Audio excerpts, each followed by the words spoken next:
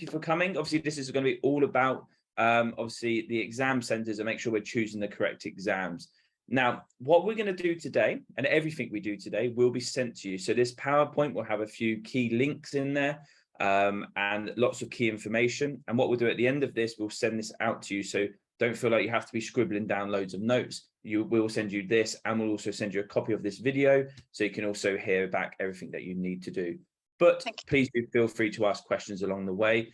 We've got all the subject-specific teachers here who will tell you about each and every topic. I know that you're not doing subjects in every topic, exam, sorry, but do feel free to ask questions along the way. And yeah, once we pass this information on, then the ownership will then be passed on to you to make sure you're booking those exams and in the correct exam centers. But even though it does pass you, we will still be here to help. So if at any point after this meeting, a couple of weeks down the line, you're a little bit confused or something's not quite happened as you expected, that doesn't mean you're on your own. Still do come back to us, still do ask questions. Okay, but obviously, yeah, we can't actually book the exams for you. So that will be over to you, but we will help as much as we possibly can. And really, the most important bit of information you need is that we are following the Cambridge curriculum. Again, everything is through the Cambridge International Education sector. Now, these are weighted. The iGCSEs are weighted the same as GCSEs. The only difference is that I stands for international. It means they can be sat in any country around the world. The content is pretty much exactly the same. There's some slight changes. Sometimes the sort of, I always think of it in a maths term, that the currency they'll use in the iGCSE will be slightly different to the currency they'd use in the normal GCSE, where the normal GCSE in England would always be pounds or euros, whereas in the international one, you could well see different types of currency pop up. And that's about the only difference you see. The actual content is exactly the same, and that's why they're weighted the same. And these iGCSEs, they're recognised in all colleges and all universities. Okay, but obviously they have to still be a good grade to qualify to get you into those colleges and universities, but they are recognised by all universities and colleges. And if you do have any issues at all or any questions, their website is really, really useful. This hyperlink, like I say, will be in the presentation that gets sent back to you all. They do have so much information on their website, so I would strongly recommend using it. And this is what it should look like.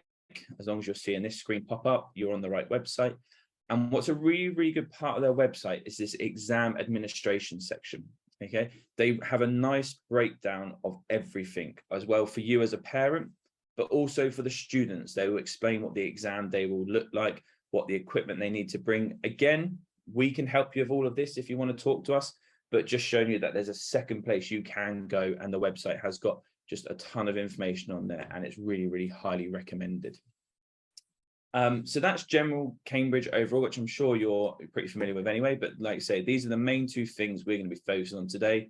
One, making sure you know how to find your exam center, and two, making sure you're choosing the correct exams for Olivia and Raphael.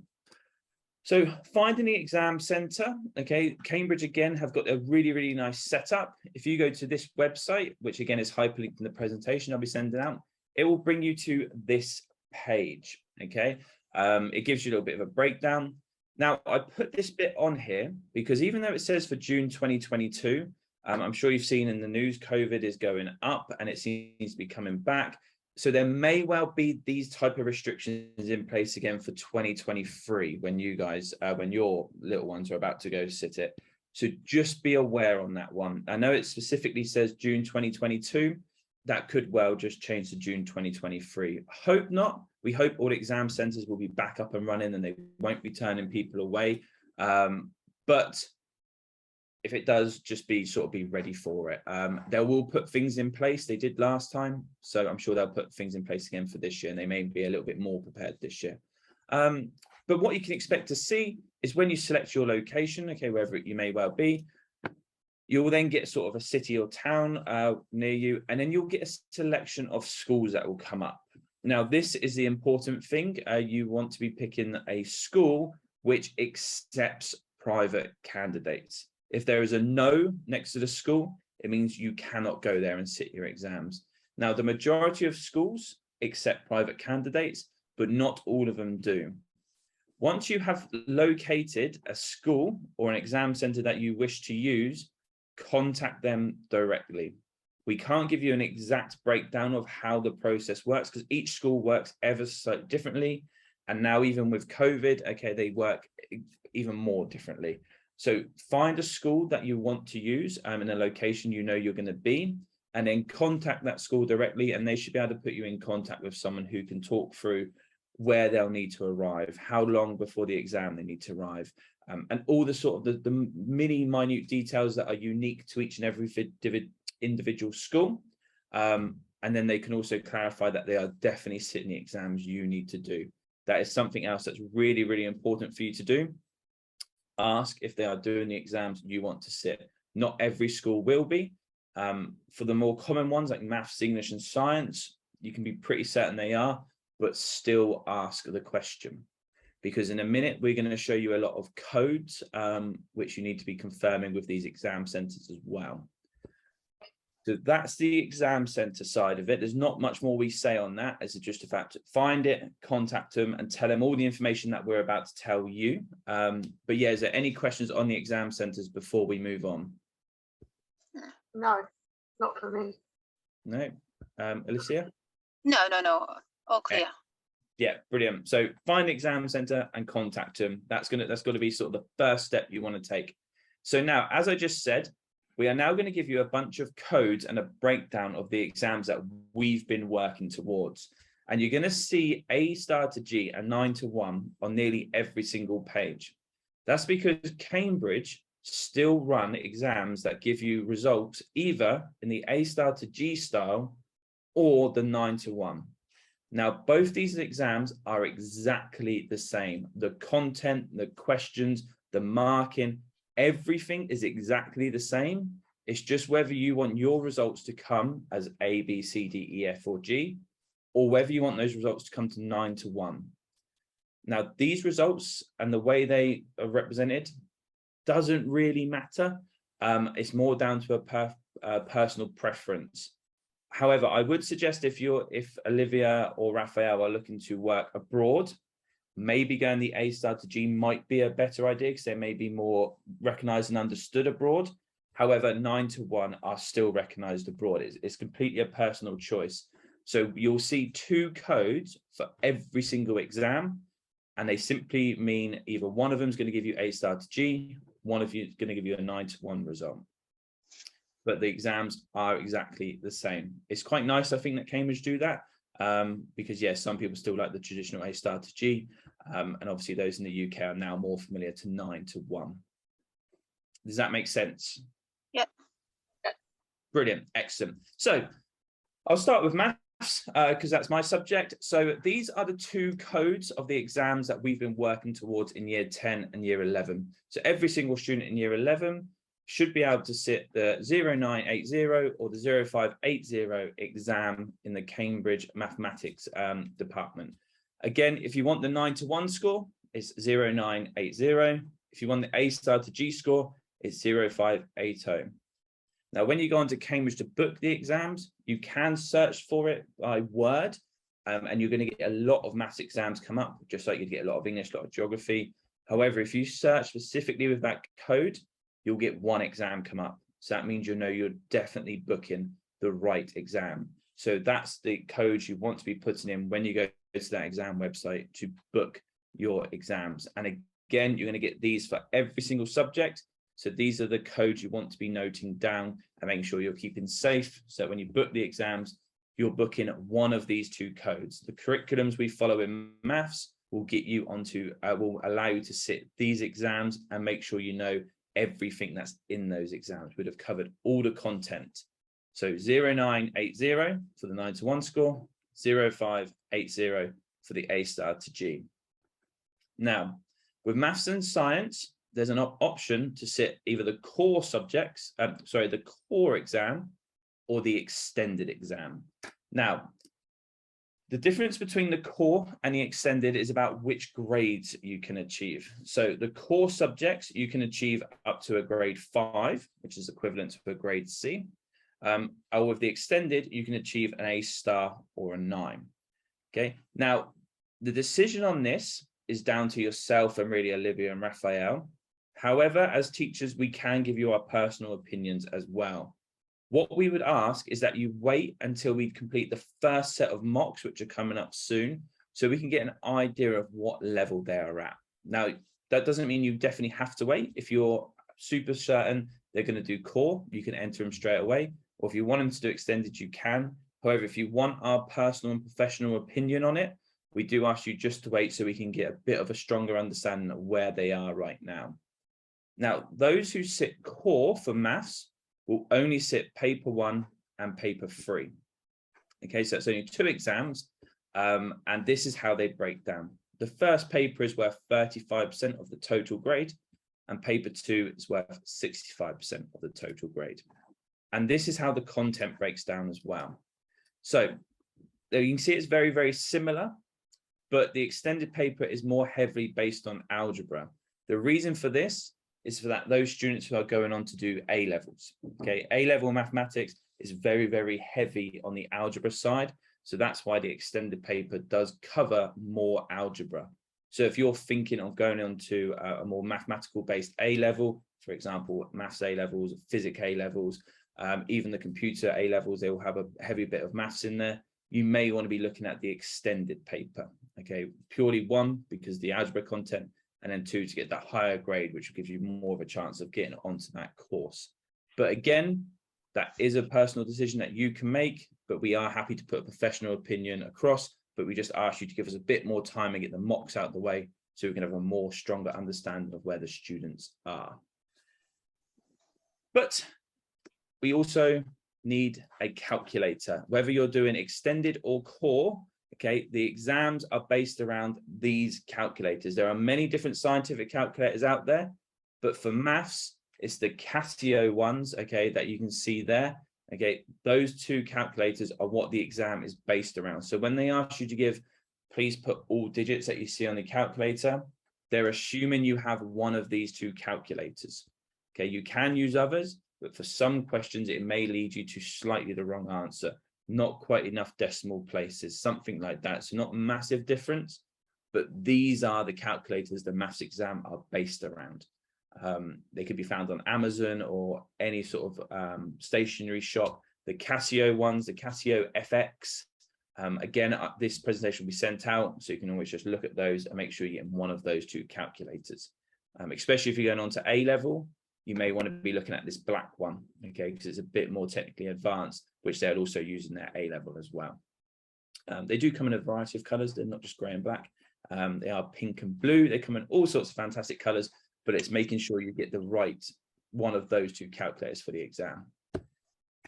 Also, revision. These are the 3 best websites I could recommend for maths. On Maths is just a whole infinite amount of past papers, which are continuously changing the numbers in there.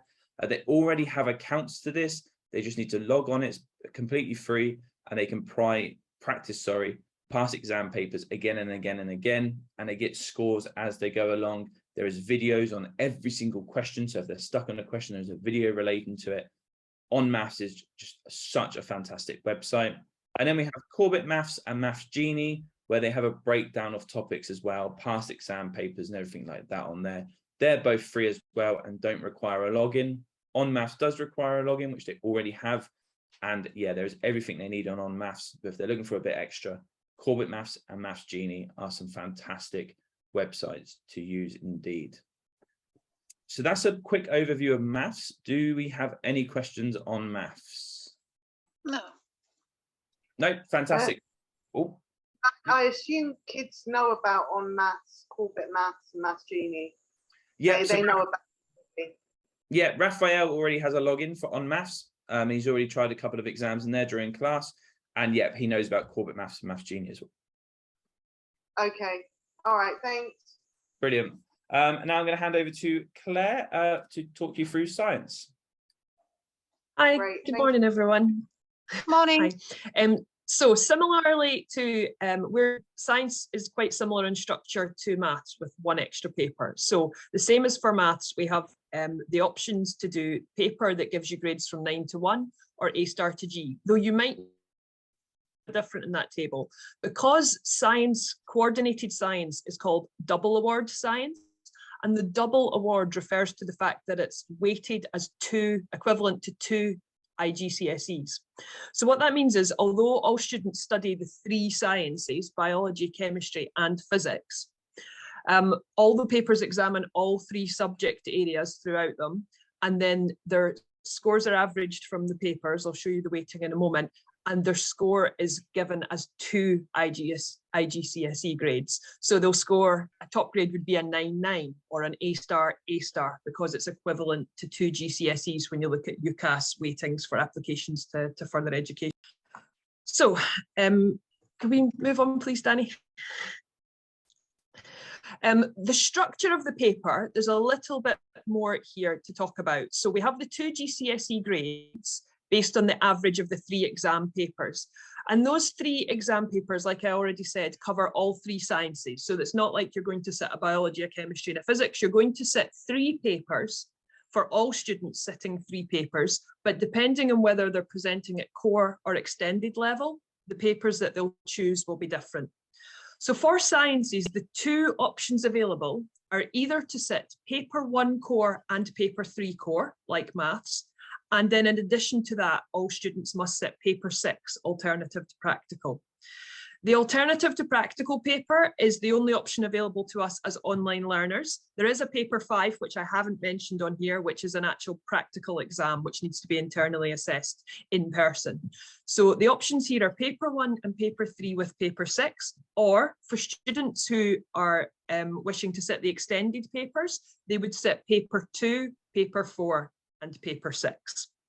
Now, paper 1 or 2, either at core or extended, is a multiple choice format with 4 choices, and that's 40 marks. It makes up 30% of the overall grade for the iGCSEs, the double award, and it's only a 45-minute paper. So we've been doing practice of those questions throughout the time, and all our topic tests and our end of session tests that we've done at end of terms to get our speed up on those, because as you can see, 40 marks, 40 questions, only 45 minutes. So that's something we're practicing with our techniques. For paper 3 or paper 4, those questions are a mixture of short answer and then structured questions. For example, in a calculation where it will lead through the problem solving step by step. That's, as you can see, 50% of the whole grade for both iGCSEs. It's 120 marks and they get 2 hours for that paper. So again, these are the questions that we've been practicing throughout the course within the topics. Paper 6, the alternative to practical paper. Again, the questions are generally short answer or structured, with usually one longer question which will be up to maybe 6 marks, and that involves students explaining how they might design a practical and set it up. So it's using their science skills as opposed to just being knowledge based. But the core practicals that we meet throughout the course will have been covered, although students may not have done them physically in person because we are an online school.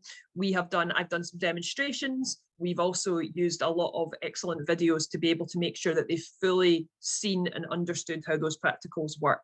And that's equivalent to just 20% of the overall marks. And they do get 90 minutes for that paper because there's quite a bit more writing involved and thinking and being able to create and design practicals. We've already mentioned that these are tiered assessments. I did mention that January and June examinations are available. At the moment, we're looking towards the presentation with the normal exam diet in most countries would be the June examinations there. Could you move the slide for me, please, Teacher Danny? Thanks. So for revision in the sciences, we do have targeted revision on all the Google Classrooms. Our Year 11 students are still in last year's Google Classroom, which has everything we covered in Year 10, which has got combinations of the lesson presentations, revision websites, and revision videos organised in by topic and subtopic. And they all know how to access that and go back and everything that's in there. If you're looking, some students do prefer to work on paper or have a workbook or something physical to use. And one of the most popular one that I've linked in there, and you'll get with the presentation, are those paperbacks. There's 3 different workbooks, one for each of the parts of the coordinated science.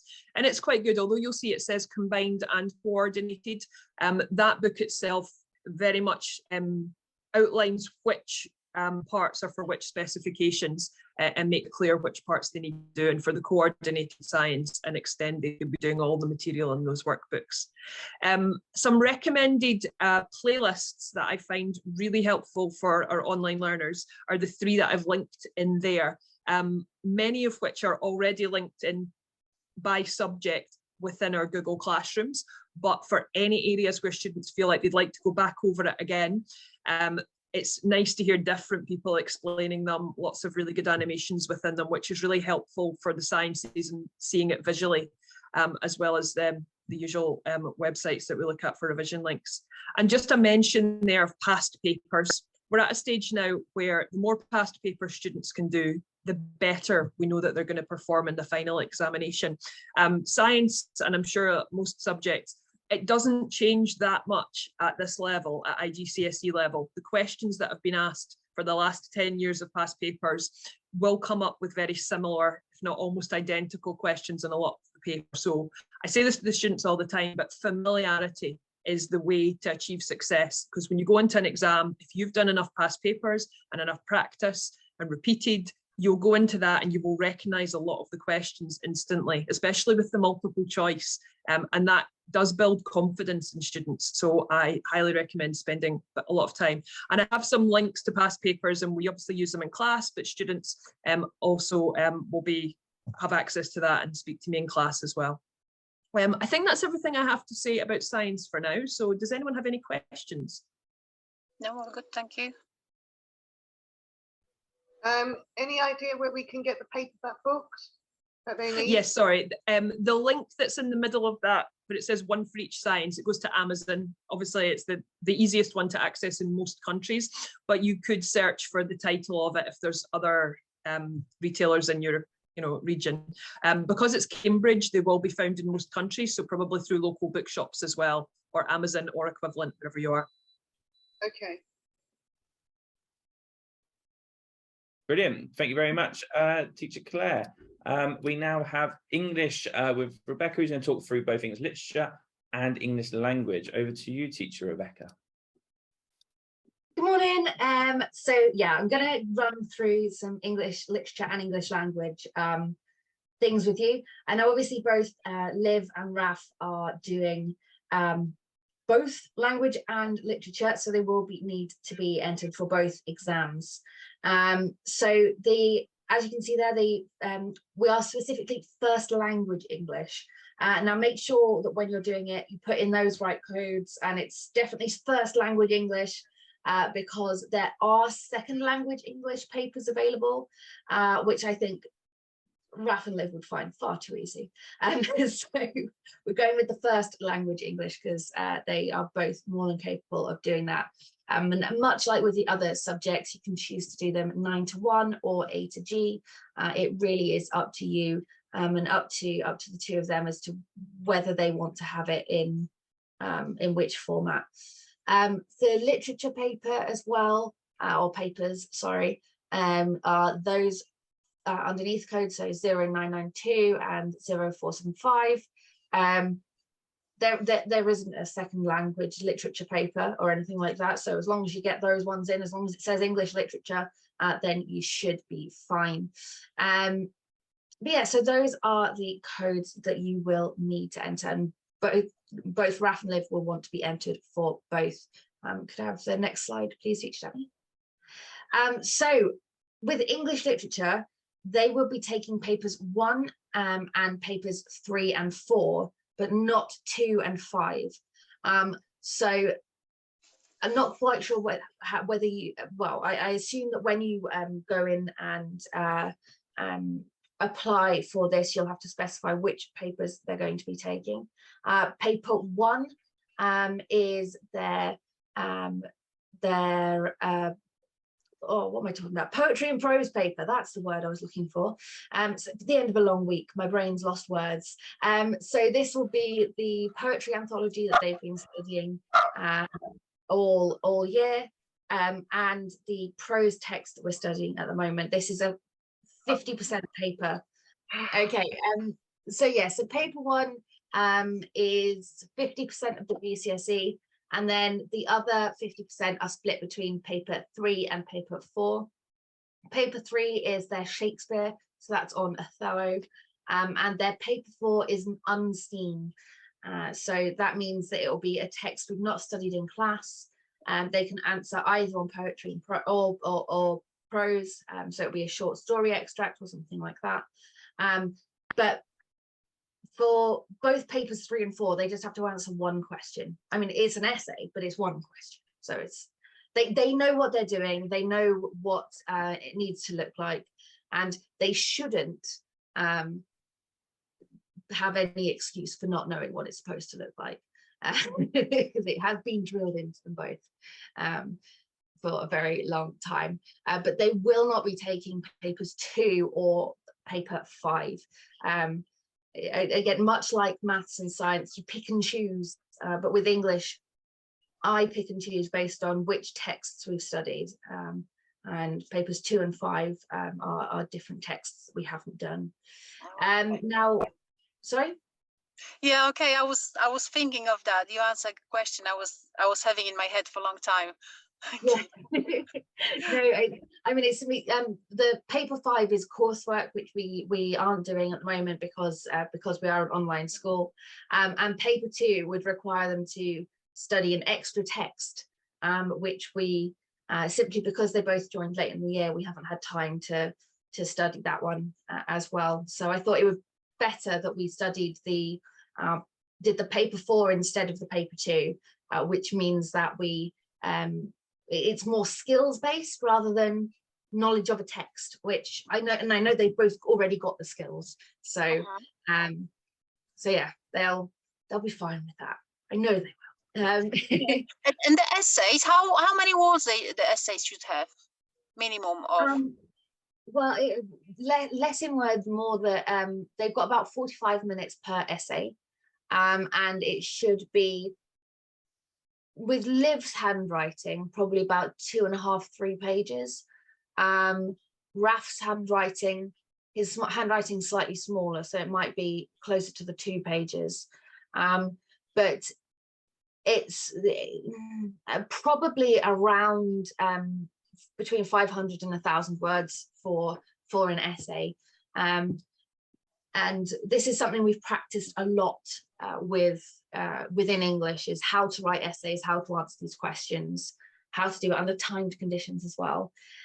So hopefully they should both be aware of the requirements and expectations as well for both for all these questions. But yeah, I mean, I've definitely given them both examples of essays, so I'm sure they could share with you. Otherwise, if you want to see an example, I can send some through. Typical English teacher making the first misspelling, I think, of the PowerPoint, but they will need a blank and unannotated copy of Othello for the exam, not a clank one, because that paper 3 is open text, which means they take a copy of the play into the assessment, which is great because it means they don't have to memorize all the quotations, but it has to be completely blank. They can't have written on it or anything like that, and it'll be checked as they go into the exam hall. Okay. They've currently been working on an electronic copy of Othello where they've been making all their notes. It was just easier so that I could see what they were doing and they could see what they were doing and everything. But they should be ensuring that all annotations for all texts that we study are detailed and up to date. Now, I know that having looked back at a couple of at both of all their work, and there are some gaps, so any encouragement you can give them to make sure that all their annotations are up to date, and that they have like they know what each scene should be about and things like that, would be very, very helpful. I mean, that's simply for their own revision purposes, because those are what they use. Example, oh no, I can't find it. That's really helpful. I was using it this week Now I can't find it, but exactly, you know, oh, there we go. So their poetry anthologies should end up looking something like this. Obviously theirs are electronic, so they might not be as colourful, but they should be annotated really clearly and effectively, which they are mostly capable of doing. And those are what they revise for. That's where all the information is. They're basically creating their own revision guides as they go with English. That being said, there are some other really good revision resources available, and I'll keep updating both Raf and Liv with more as we go through the year. In terms of websites, there's a teacher called Mrs. Duckworth. I also think she has one of the best names ever, who makes some fantastic YouTube videos running through iGCSE literature, and they're really clear, they're really succinct. We've seen them in class and we've used them for independent study and things like that, and they just have really clear overviews of questions and what kind of things they'll need to answer. There are also a couple of books that are really helpful. I've linked them in the thing, but I've also put the ISBN numbers. Now, if you search the ISBN numbers in your local bookstores or on Google, then they should come up. Those are unique identifiers for those books wherever they are in the world. And they are both really, really useful and have a good deal of knowledge for that'll be helpful for the exams. They can also get specific Othello revision guides. There are hundreds of them available all over, and Purple Hibiscus is the other text that we are studying. This is a copy of the book here. They both have electronic copies that they would be using, but again, you can find study guides for Purple Hibiscus online. A lot of them are electronic, but all these revision resources will be given to both Raf and Liv. So as long as they use them, then they should be both fine. The literature books look a little bit like this, and I've got this is the student workbook. So this has a lot of practice questions, which will be particularly helpful for things like the unseen poetry. And those are the official Cambridge ones. So it might have a slightly different front cover to the one on there, but that's, I think they just have different covers based on which country they're printed in, which is a bit of a pain. But yeah, so that is English literature. Before we move on to English language, do either of you have any questions about that? No. Okay, fab. So English language, they're taking paper 1 and paper 2, not components 3 or 4. So component 3 is optional, speaking and listening. We can't do that because we're not a physical school. And paper 4 is a coursework option, which again, we can't do because it's a physical school. But everything within paper 1 and paper 2, and they are weighted at 50% each. And those are both 2-hour exams. So they're quite evenly split in that there are 2 halves to each paper, and they're all split in different themes or different types of question. And both Raf and Liv will know this inside out by now, what the papers look like, what kind of questions they need to do. Paper 2 is much more the writing paper. So this is where they will have to respond to a prompt about write a non-fiction text, and then do the same but with a fiction text. Whereas paper 1 is much more focused on their reading and comprehension skills. That has various different questions that assess those, and things like their ability to summarize, their ability to extract information, and so on and so forth. Next slide, please, teacher Danny.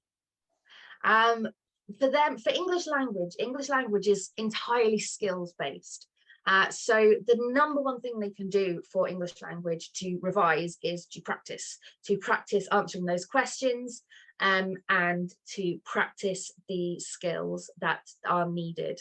They know which skills are needed. I've given them a breakdown of what they need to be able to do, but those are things like extract information, summarize, respond to a text, write based on certain small bits of information, write creatively, descriptively, narratively, and so on and so forth. But again, there are revision guides available which have lots of practice questions and things in them. I've put again the ISBN numbers on there, so you should be able to find them anywhere.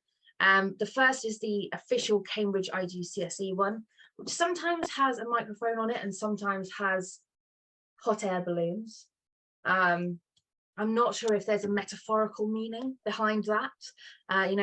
Sometimes with the microphone, you're speaking clearly, and with the hot air balloon, you're full of hot air, perhaps. I don't know.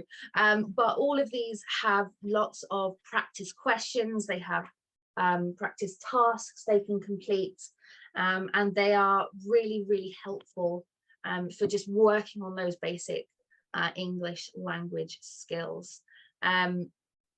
So in summary, for both English language and English literature, RAF and Liv want to be entered for both.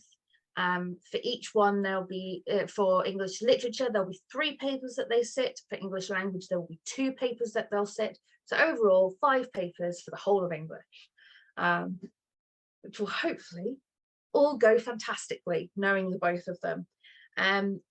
If you do have any other questions, or if there's anything I didn't cover, or you wanted more opinions on more revision things, then feel free to email me, or ask Liv and Raf, because they should know by now. And if they don't, then I'll be after them in Monday's lesson. Do you have any questions? No, thank you. Okay. All right then. Brilliant. Over to you. Thank you very much, Teacher Rebecca. And now I'm going to hand over to Teacher Barry. Hello, good day to you all. Just my apologies just to start with. It's very bright where I am, and my shutter has got stuck, so my head looks like a light bulb at the moment. It seems to be lit up. I don't think I can say much more about the 2 codes that we have there. Again, what Teacher Danny said earlier, there's the 9 to 1 grade on one paper and A star to G grade on the other. I've taught, sorry, Danny, you can leave it on that. I've been taught Cambridge now for about 20 years. I can just say that it's a very highly regarded, and it's quite a rigorous assessing body, but it's held in quite high esteem, especially in universities. Okay, just on to the 2 papers that are sat. There's 2 papers, but there's no core and there's no extended. All students will sit those 2 papers. There's no paper 2. There's no 3 and 4, as it were. There's just those 2 papers. Okay, so paper 1 is based on the theory of computer systems, which involves short answer and structured questions. No one individual question is worth more than about 6 marks, and it's 1 hour 45 minutes, and it's more than enough time that students will need to finish that paper. Now, paper 2 is a little more interesting, because paper 2, half the marks available on paper 2 are based around a case study. And the earlier the student applies for the exam, I don't think, I could stand corrected on this, but I don't think you can apply before about January. But I say I could stand corrected on that. But the earlier you apply, the earlier you will receive, or the student will receive, the case study for the examination. Now, the case study is about a page long, and as I say, half the paper, or paper 2, is based around that case study. Now, Cambridge has, in computer science, 3 paper zones. So there's a paper within paper 2. There's a paper 2.1, a paper 2.2, and a paper 2.3.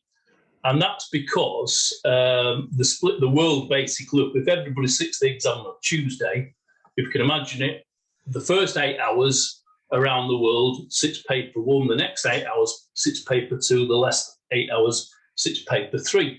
I guess it's a way to stop a kind of cheating. So somebody who sits the paper very early in the day could phone a student who sits it very much later in the day at their local time and tell them sort of questions that are actually on the paper. But once a student has applied, let's say it's January, they will receive that case study probably early March time. Now, I, as a teacher, a tutor, can go through that case study with them. Now, there is a potential with an online school, they could be doing the case study from Zone 1, Zone 2, or Zone 3. But that doesn't matter, because the earlier they receive that case study, I can almost go through it on a one-to-one basis with them, depending, it might be more than one student sitting in that particular zone. But I can go through it, and it's not cheating or anything. It's recognised that the tutor or the teacher is able to guide them and try and second guess the questions. And I say, in the 20 years nearly I've been teaching the subject, we've had a pretty high hit rate on questions we've gone through on the previous to the actual sitting the exam.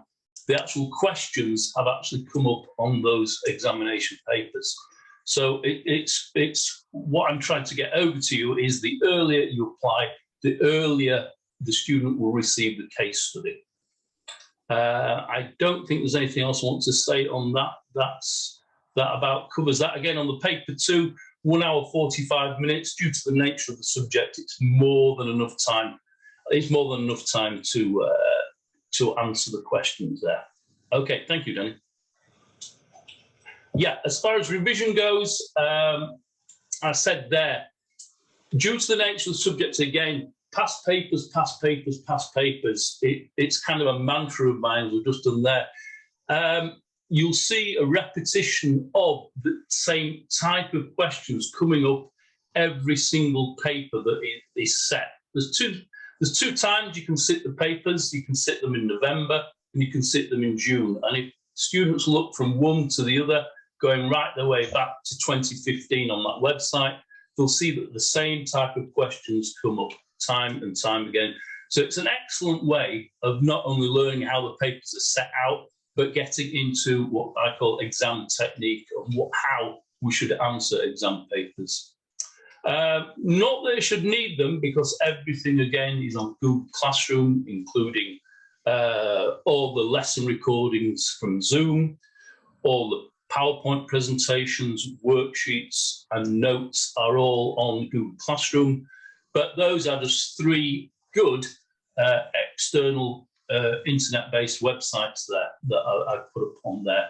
And thirdly, there is a prescribed textbook, although Cambridge endorse many, many textbooks actually that are available. In fact, there's almost too many, I would say, but I can provide that on a separate email to you, but there are too many to mention on one particular slide.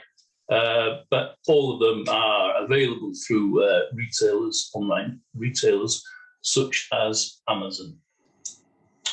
That's all I want to say, really. Are there any questions? No, thank you. Okay, thank you. Brilliant. Thank you very much, Teacher Barry. And we're going to hand over to Teacher Mark now to talk us through history and geography. Thank you, Teacher Danny. Yep, so like all the other subjects, here are the codes for history, the two separate codes. And yes, like all the other subjects, there's no difference between the specifications. It's only the way that the subjects are ultimately graded. So exactly the same as what's happened with all the other subjects before. So next slide, please, Teacher Danny. So in history, we have 3 papers that we need to sit. Paper 1 is a written paper. It's out of 60 marks and is worth 40% and ultimately 2 hours long. And ultimately, paper 1 focuses on the core content that we focus on in history. And with Raphael, we've been focusing on the international developments post World War I.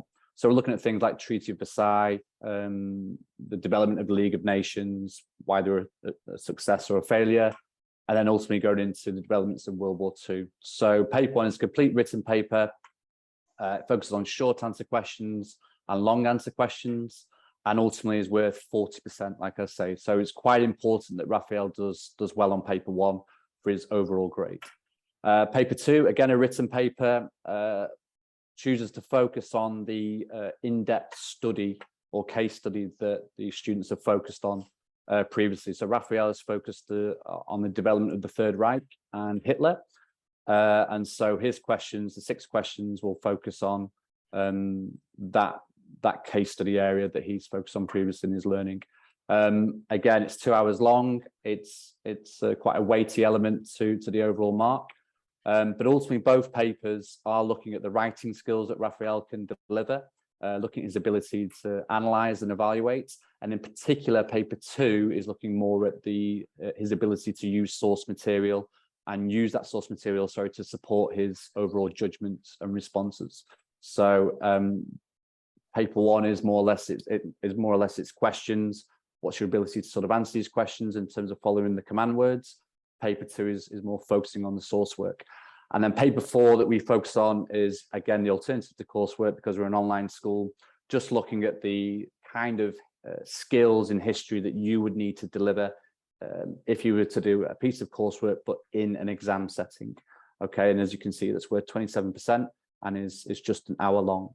So that's all the assessment in history that Raphael will be doing come next summer. Next slide, please, Danny. And then ultimately for revision, Raphael is a member already of Flip Academy. On Flip Academy, there are hundreds of lesson videos, past papers, quizzes, and notes to use if Raphael requires. The videos themselves, they offer tasks within those videos too, and there's audio instructions. So there's an abundance of material for Raphael to access, and that's all completely free. And ultimately as well, schoolhistory.co.uk is a subject-specific website that offers great resources for Raphael to gain access to. He has the subscription, also the password and username for that website. And yeah, that's a great subject-specific website to support his revision. And that's where we go for revision for history. Any questions for Raphael on history? No. Okay, perfect. And then geography for both Olivia and Raphael, again, subject codes. So there are the 2 different codes. If there's any questions about that, yeah. The assessment, again, 3 papers, paper 1, paper 2, paper 3. The only thing really, the big main thing for me to say with this assessment is it's absolutely pivotal that Liv and Raphael do well on paper 1. As you can see, the contribution to overall mark, the percentage there is heavily weighted towards paper 1. Paper 1 focused on the geographical themes, so population settlement, natural environments, and economic development. Within this paper, the main element to the paper is the 7-mark case study questions. Students have to do well on these 7-mark case study questions, these extended answer questions. So last week, for example, Raphael and Olivia were part of a workshop with teacher Rebecca, working on that sort of extended answer responsive sort of skill. If they don't do well on these 7-mark questions, it's very hard for them to pick up a good grade on paper 1. So it's pivotal that they know their case studies and that they can apply them in depth in a good structured response for these case study questions. Paper 2 is all about geographical skills, focusing on map skills and ability to interpret data and diagrams. And ultimately, yeah, paper 2 is sort of split into 2 parts, where you've got a map skills section, and then you've got some short answer questions on the different geographical themes that we would have focused on in paper 1 as well. But ultimately, 27.5%, still quite weighty, and a bit shorter paper. And then again, paper 4, alternative to coursework, again, looking at the type of skills that a student would do in a practical setting outside of school, but then bringing it all into a sort of paper-based assessment. So, they are provided with a sort of coursework title, and then there are several questions on how they might investigate that title, what kind of strategies they would use, what kind of risk assessment, that kind of stuff. and ultimately it's out of 60 marks, and again worth 27.5%. So 3 papers in total for geography 2, just like history. And revision, again, Flip Academy, free for Liv and Raphael. They both have accounts. Again, videos, tasks, everything they need to access. And as every teacher has basically mentioned, lots of past papers for them to be able to access. They can access hundreds of past papers on Flip Academy, and there's a section for that. And then again, a more subject-specific website, geographyalltheway.com. Brilliant website, lots of materials, lots of resources. We use them, use this website in our lessons as well. Liv and Raphael are both aware about accessing this website. And may I just add, the resources and materials are very subject specific to the syllabuses themselves. So it's all geared towards specifically their exam papers. So yeah, that's it in terms of geography. Are there any questions? No, thank you. No, thanks. Okay, perfect. Thank you. Thank you very much, Mark. And we're going to hand over to teacher Kirsty, who's going to talk us through French and Spanish. Hi, good morning. What I will say is that French and Spanish work in exactly the same way. So the papers, the exam layout, specification is exactly the same. So what I say for French will also apply for Spanish. So we have the exam codes here. So again, 9 to 1, A star to G. The exam is split into 4 papers. Paper 1 and paper 2 are your comprehension papers. So the listening and reading elements. Equal weighting across all papers, so 25% each. So for these 2 papers, they will be asked to answer multiple choice questions, matching questions. At most, they'll be required to write very short answers, 1-word answers. So these 2 papers is purely about their knowledge of vocabulary, and with the listening, obviously, making sure that they're able to understand spoken French or spoken Spanish. So for those 2 papers, the key to doing well in those 2 is knowing vocabulary. And I'll show you on the next slide. Quizlet is the perfect place to practice vocabulary for both French and Spanish. Then the second 2 papers are where they will have to produce the language. So paper 3 is their speaking paper. Now this will be conducted by a teacher examiner provided by the exam centre. And one thing to note with the speaking is that this will take place prior to the main exams month or 2 months. So the window is usually from about the end of March to mid-May, but this will be decided by the exam centre. So when you sign up, when you've picked your exam centre, do ask when they will be conducting their speaking exams. It's about 10 minutes long is the speaking. It's often the one that students find the most daunting because obviously they have to go in a small room and speak to someone in a foreign language. But actually, 90% of the time, it is the paper that they perform best in.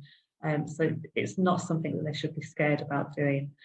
There's just 2 parts to that exam. The first part will be a role play activity. So they'll be given a scenario. Prior to the exam, they'll be given a card and they can sort of prep for it before they then go into the exam room. And then the rest of the exam will be made up through general conversation, question and answers across the different topics that we cover. And then paper 4, the writing. So there'll be 3 parts to this paper.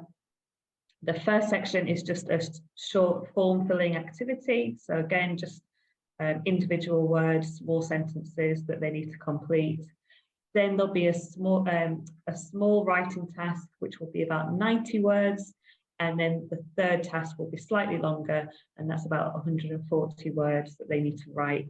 And that will be in like an email format or a letter format, depending on what question they've got in their paper. Okay, Teacher Danny, thank you. If you can move on to the next slide. So revision websites, Seneca Learning has, and this is the same for French and Spanish, they have iGCSE specific like revision courses that you can work through, and there's a variety of activities there, so from vocabulary to listening extracts to grammar to writing. So that's a really good good place to start. And actually, I'll be starting to use them in as part of our independent study. I'll be starting to use them soon with the students. Quizlet is great for vocabulary. So you can learn the vocab via flashcards, study sets, and then there's some games that they can play. Quizlet's changed slightly this year, but there's still a lot of stuff that can be accessed for free. And I think there's enough on there that we need as part of their free access. Past papers, so I've put the link here to the French iGCSE section. And then I've recommended 2 revision guides. These will take you to Amazon, but again, it's Cambridge iGCSE, so it should be available through any retailer in your area. There's a French study and revision guide, which will be topic themed, so mostly vocabulary. There'll be writing exercises in there, reading exercises, and then a second workbook, which is purely just on grammar. And I would recommend that because grammar is going to be key to performing well in the writing and speaking, because we're going to need to manipulate the language and learn to speak in the past tense, the future tense, the conditional tense. So the grammar workbook is definitely something that I would recommend. So Spanish is, like I said, it's exactly the same format, just different exam codes, same format with the papers, split up in exactly the same way, same questions. And then I've recommended the same websites, but these are the links to the Spanish specific, and same workbooks, but again, the Spanish specific workbooks. So are there any questions? No, thank you. They're both French. Ask you, you know, like how you've got here Cambridge iGCSE revision guide. What if I got hold of one and it was GCSE and not iGCSE? Yeah. For French and Spanish, not really. No, the topics are, the vocabulary that is covered is virtually the same. The grammar is definitely the same, because grammar is grammar, regardless of language. The only thing is the way that it will be divided up will be slightly differently. So iGCSE have 5 topic areas, and the way that they've divided that up and structured it will be slightly different to GCSE. But the content, a language is a language. So no, so there'll be no difference in the content, just perhaps in the structure. All right then, thank you. Brilliant. Thank you, Kirsty. So that is all of our topics now covered. Here is an overview of what really you've heard today. And again, this will be sent out to you. So really, the one final thing before, actually, no, there's 2 more things, sorry, I need to say. You've meant a couple of teachers mentioned there's a November and a June entry date. We're working towards the June entry date. So everything that we are going to cover, we'll finish for the June entry exams. So yeah, if you do see that there's a chance to apply for November, we're going to be prepared for June, so maybe a little bit early or a little bit later than what we're expecting. And then Teacher Barry brought up a very good point about when can you apply. Now, from mid-November, you will be able to apply for these exams. Now, that's as specific as they've been on their website, is mid-November. So we don't know the exact date. But if you contact your local exam centres, they may well know when that date is. But on the website, it just says mid-November. And that closes in February. If you are not signed up by February, it is too late. Okay, and you will miss out on the GCSE exams. So from mid-November to February is when you're able to book in. But obviously, the earlier you do it, the better, because then there's less panicking and worrying. So yeah, one final time. Is there any questions from anyone? Will there be a list of the books and stuff that the kids need on the information? Yeah, so everything that was in this PowerPoint, we're going to send out to you on Monday. So you'll get a copy of this video and this presentation. So you'll have a list of everything you need. Great. Okay. Fantastic. Well, thank you very much for coming to see us this morning. We hope we've given you lots of very useful information. If at any point you do have any concerns or queries, please reach out to myself or any of the subject teachers. Will help out as much as we possibly can.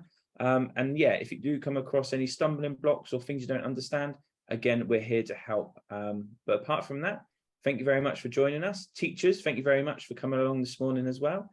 And I hope you all have a fantastic weekend. Bye.